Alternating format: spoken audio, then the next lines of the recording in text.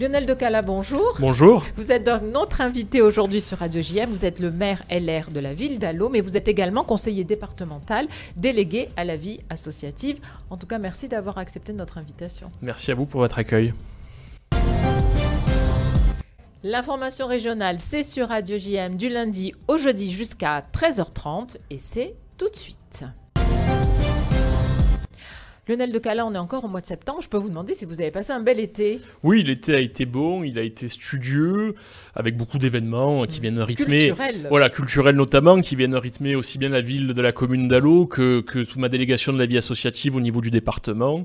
Et cette rentrée a été particulièrement chargée, mais comme c'est le cas chaque année, c'est un vrai plaisir de s'investir sur tous les dossiers qui concernent nos territoires. Oui. Alors c'est vrai, c'est une rentrée qui n'est pas simple. Elle n'est pas simple pour l'ensemble de l'Europe, l'ensemble de la France, donc forcément aussi sur notre territoire. Et pour les Allodiens, il y a eu cette chaleur, ces incendies, les problèmes de l'eau. Tout cela a fait que forcément, il y a des répercussions sur l'écologie, sur la biodiversité. On va en parler et bien sûr dans quelques instants. Mais tout d'abord, je voudrais rappeler que pas plus tard que vendredi dernier, vous avez eu votre premier conseil municipal. Vous avez fait une petite rentrée. Oui, c'était déjà l'heure du conseil municipal de rentrée. Je tiens toujours à le faire particulièrement tôt par rapport à d'autres collectivités parce que ça permet de fixer le cap, de se refixer des objectifs très tôt et de rythmer le calendrier où on se projette déjà sur les objectifs de l'année 2023. Le premier événement pour une municipalité en septembre, c'est la rentrée scolaire. Tout à fait. Évidemment. Alors, comment s'est-elle passée sur votre territoire ? Allô, elle s'est bien passée. On a 2100 enfants qui sont scolarisés sur la commune d'Allô. On a cette année mis l'accent notamment sur le maintien du pouvoir d'achat des parents. Vous parliez de la crise économique, énergétique qui pèse sur le pouvoir d'achat des familles. Par exemple, à Allô, très concrètement, nous n'avons pas augmenté le tarif des cantines pour tous les élèves, sachant qu'ils sont plus de 90% pour toute l'année. On a budgété de manière à ce qu'on n'ait aucune difficulté et en prenant en compte l'augmentation des énergies, l'augmentation surtout des denrées alimentaires qui pèsent sur le budget des communes, notamment pour fournir les repas à nos enfants au moins de la cantine. Et j'estime que les collectivités, comme le département, comme aussi les municipalités, doivent être un peu des soupapes de sécurité, doivent amortir un peu les effets de la crise. Et donc quand on peut, à chaque fois qu'on peut, on essaie de faire des économies pour ne pas augmenter les coûts.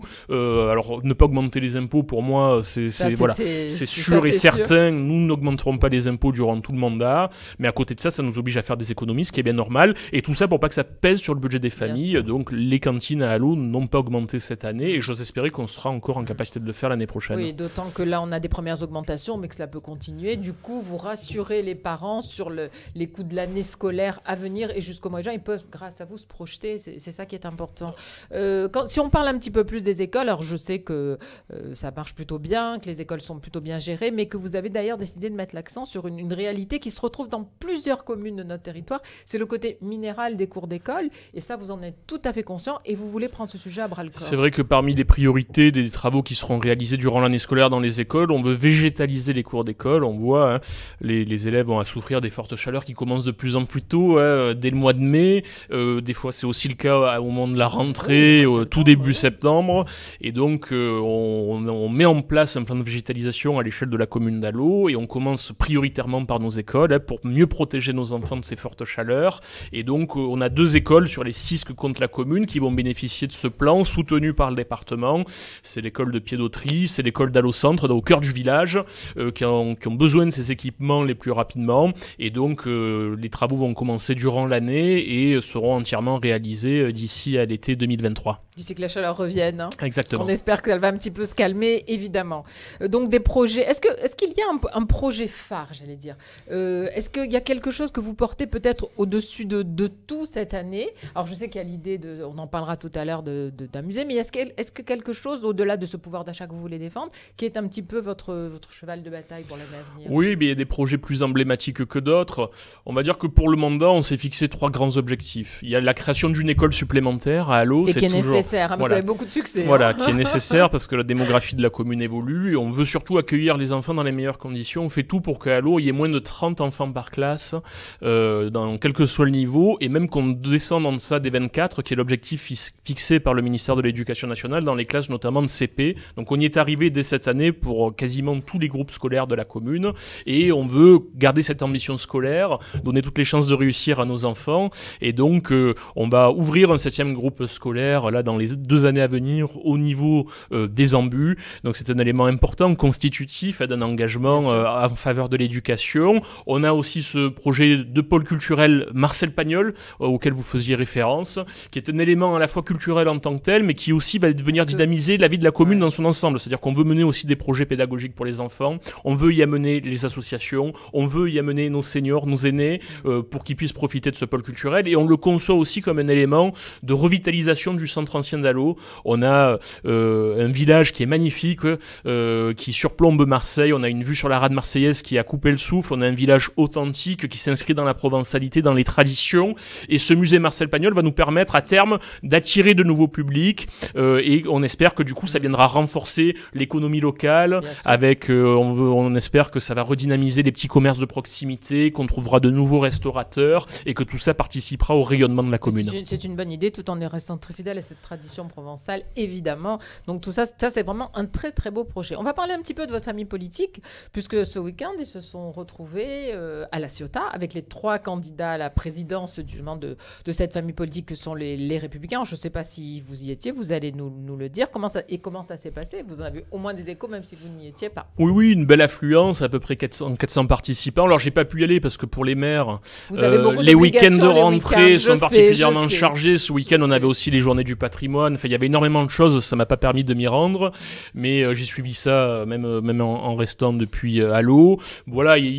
Le parti se reconstruit, il en a besoin, il y a des élections internes qui se profilent à l'horizon du mois de décembre. J'espère que ce sera un bon moment de démocratie interne, et que surtout on fixera un cap pour l'ensemble du mandat, pour qu'on puisse espérer à ce que la droite et le centre républicain puissent retrouver une ambition en anticipant déjà les futures élections, qu'elles soient présidentielles et législatives. Je me résous pas à voir la droite être diluée, ou à avoir à choisir entre l'extrême droite et le macronisme. J'espère qu'on va être capable de recréer un pôle républicain de la droite et du centre qui fasse sens, et qui puisse convaincre les électeurs, une droite populaire, un peu ce qu'était le RPR il y a encore pas si longtemps.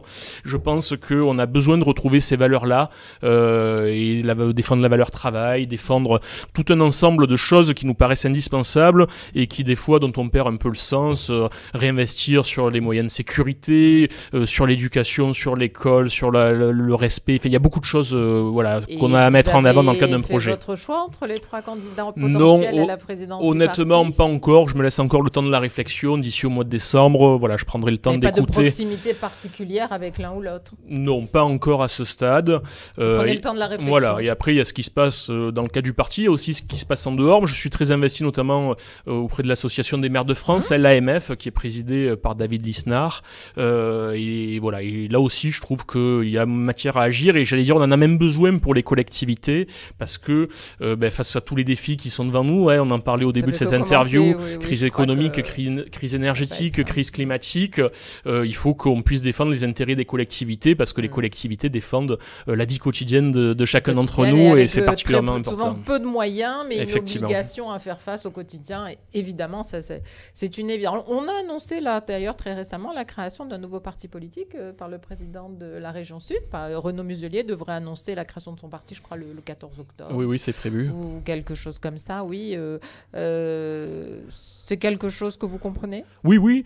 Je pense, les gens, dans l'engagement, l'élément de proximité devient de plus en plus prépondérant.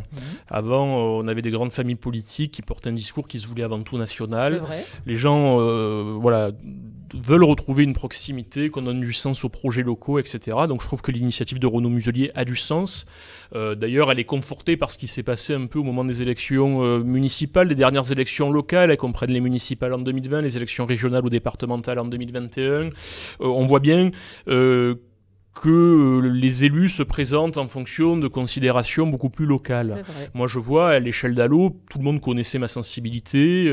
J'ai toujours été adhérent de l'UMP, des Républicains, mais j'ai créé une association à l'échelle de ma commune qui s'appelle Génération Allaux, où j'ai rassemblé des gens sur un projet municipal et en dehors de toute considération politicienne.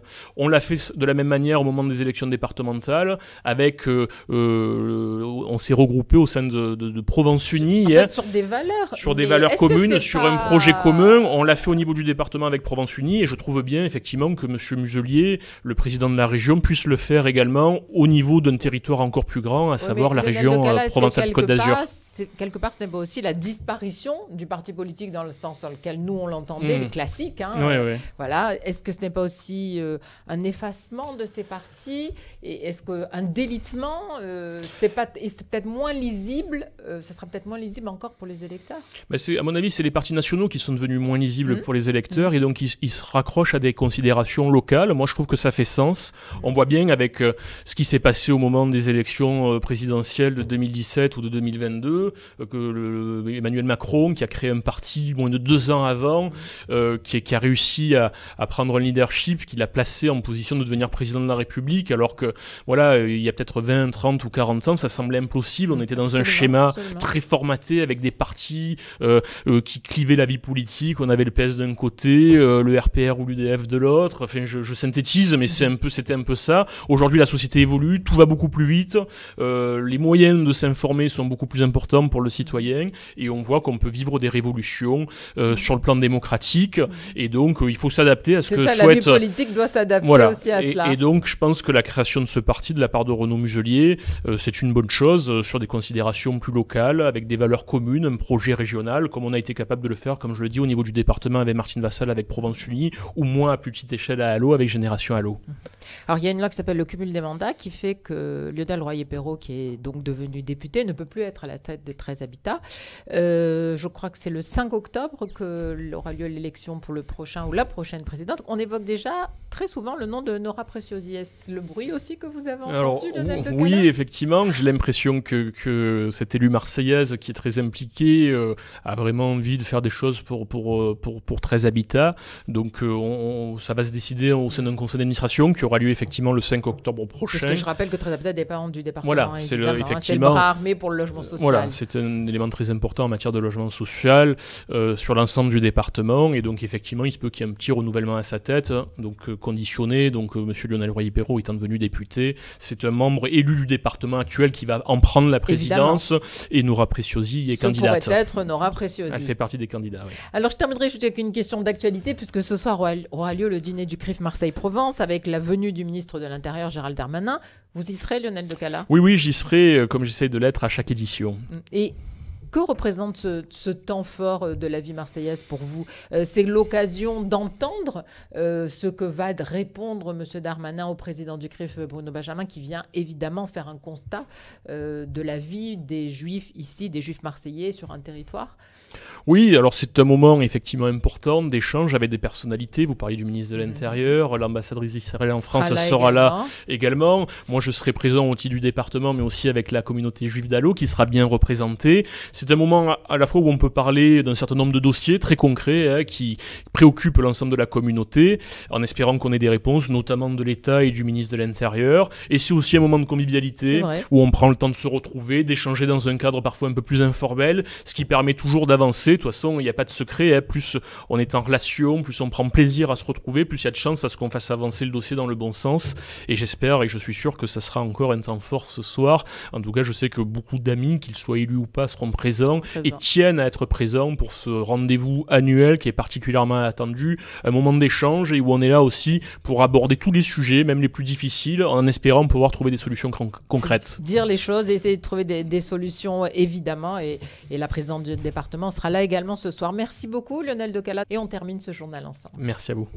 La sortie de la rédaction. Eh bien, vous avez quelque part annoncé déjà la sortie de ce soir, puisque nous, Radio JM, nous faisons un studio pour ce dîner du CRIF, en direct du dîner du CRIF, de façon à permettre à toutes celles et ceux qui ne peuvent pas être présents de savoir ce qui s'y dit et ce qui s'y passe. Nous aurons donc 1h30 à peu près de direct pour avoir à notre micro les personnes qui nous font l'honneur d'être là, et entre autres le ministre de l'Intérieur ou, comme vous l'avez dit, l'ambassadrice d'Israël en France. Donc rendez-vous dès 18h30 en direct sur Radio JM.